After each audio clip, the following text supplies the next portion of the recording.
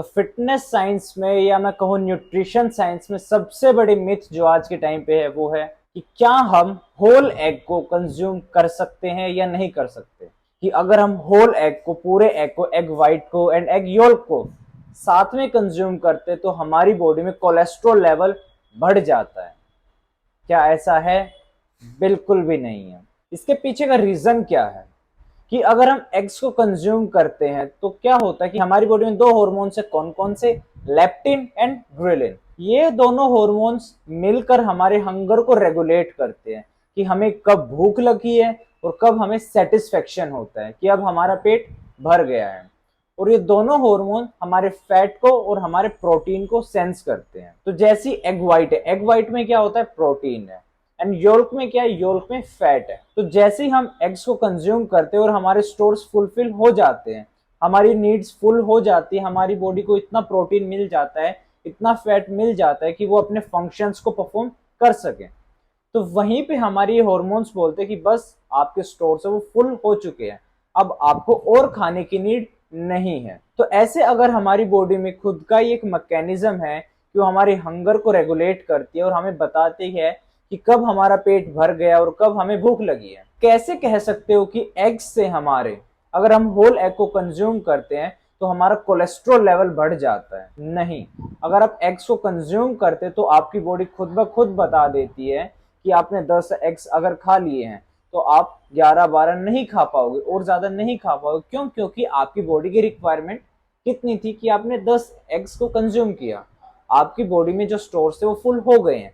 आपकी बॉडी अब बोलेगी बस इससे ज्यादा नहीं खाना है और आपको सेडाइटी मिलेगी।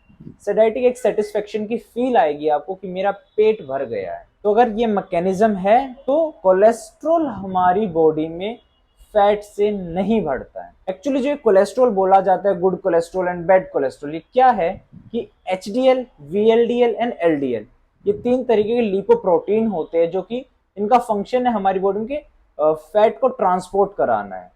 जो एलडीएल है बोला जाता है कि गुड कोलेस्ट्रॉल है, एंड वीएलडीएल एंड एलडीएल, जो वीएलडीएल है और एलडीएल है इसको बैड कोलेस्ट्रॉल बोला जाता है। बोला जाता है कि अच्छा कोलेस्ट्रॉल हमारी बॉडी में ज्यादा होना चाहिए, बुरा कोलेस्ट्रॉल हमारी बॉडी में कम होना चाहिए। बट ये तीनों ही क्या है?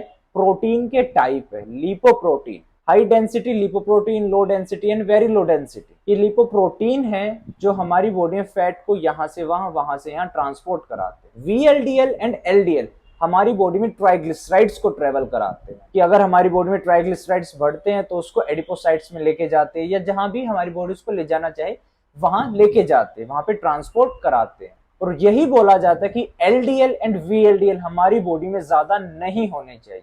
बट एलडीएल एंड वीएलडीएल क्या है? प्रोटीन है जो किसको ट्रांसपोर्ट कराता है? ट्राइग्लिसराइड्स को। और हमारी बॉडी में ट्राइग्लिसराइड्स कब ज्यादा होते हैं? जब हम शुगर को ज्यादा कंज्यूम करते हैं।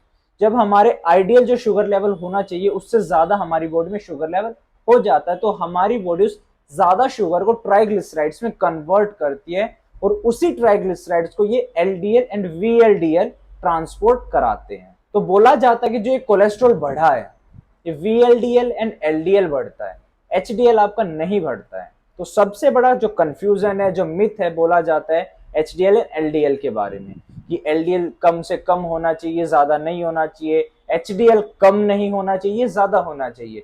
तो इसमें फिर जो नॉर्मल पब्लिक है जिनको नॉलेज नहीं है उन्होंने इसको अच्छा कोलेस्ट्रॉल और बुरा कोलेस्ट्रॉल मान लिया है। एक्चुअली में होता क्या है कि कोलेस्ट्रॉल सिर्फ एक ही होता है, उसके अलावा ट्राइग्लिसराइड होते हैं।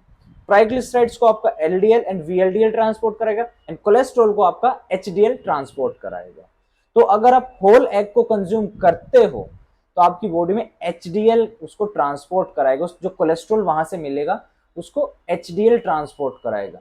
उसका इंपैक्ट आपके एलडीएल एंड वीएलडीएल पे नहीं आएगा। अगर आपका वीएलडीएल या एलडीएल ज्यादा आता है तो इसके पीछे का रीजन क्या है? कार्बोहाइड्रेट है। इसके पीछे का रीजन फैट नहीं है, रीजन क्या है? कार्बोहाइड्रेट है। एंड न्यूट्रिशनल फैक्ट्स की भी अगर बात करें, न्यूट्रिशनल वैल्यू की भी बात करें, जो एग व्हाइट है उसमें सिर्फ आपको वाटर एंड प्रोटीन मिलता है, एंड एग योल्क है उसमें आपको फैट मिलता है, विटामिन मिलते हैं एंड मिनरल्स मिलते हैं। एंड अगर आप होल एग को कंज्यूम करते हो तो उसके जो रेफरेंस वैल्यू, जो बायोलॉजिकल वैल्यू बोला जाता है 100 होता है, और सिर्फ आप एग व्हाइट को कंज्यूम करते हो तो उसका बायोलॉजिकल वैल्यू कम हो जाता है, और वो 90-92 तक पहुंच जाता है। तो अगर आप होल एग को कंज्यूम करते हो तो आपकी बॉडी ज्यादा अच्छे से उस प्रोटीन को कंज्यूम कर पाएगी, उससे अपने फंक्शंस परफॉर्म कर पाएगी। बट सिर्फ अगर आप एग व्हाइट को कंज्यूम करते हो तो आपकी बॉडी उसको उतनी अच्छी तरीके से कंज्यूम नहीं कर पाएगी जितनी अच्छी तरीके से आप होल एग के साथ आपको प्रोटीन मिलता है। तो अगर आप दिन में 5 अंडे खा रहे हो, 10 अंडे खा रहे हो, 20 अंडे खा रहे हो, तो आप पूरे एग को कंज्यूम करो। 20 एग्स अगर आप कंज्यूम करें तो 20 होल एग को कंज्यूम करो, जिससे कि आपको विटामिन भी मिलेंगे, जिससे कि आपको मिनरल्स भी मिलेंगे, जिससे कि आपको फैट भी मिलेगा। And fat is good for you, because fat से ही हमारी बॉडी टेस्टोस्टेरोन बनाती है, फैट से ही हमारी बॉडी ईस्ट्रोजन बनाती है, फैट से ही हमारी बॉडी सेल मेम्ब्रेन बनाती है, फैट से ही हमारी बॉडी माइल शीट्स बनाती है। तो fat is very essential for us, और वो फैट हमें एग से मिलता है। तो ये थी हमारी आज की वीडियो कि आप होल एग को कंज्यूम करो, सिर्फ एग व्हाइट को कंज्यूम ना करो। होल एग में आपको ज्यादा बेनिफिट्स मिलेंगे, आपको अच्छे रिजल्ट्स मिलेंगे। तो कैसी लगी हमारी आज की वीडियो कमेंट करके जरूर बताएं, एंड लाइक करें हमारी वीडियो को, सब्सक्राइब करें हमारे चैनल को। Thank you.